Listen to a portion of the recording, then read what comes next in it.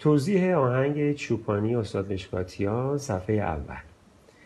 میزانه‌های ما 6-16 هستش. اولی سرمضراب می کرون 1 2 3 4 5 6 1 2 3 4 5 6 اولیاش سرمضرابه 1 2 3 4 5 6 2 3 4 5 6 1 2 3 4 5 6.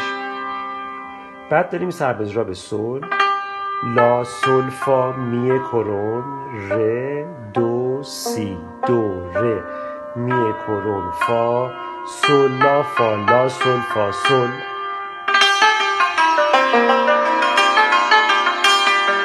دوباره پایه، دوباره همون جمله تکرار میشه تو خط 4.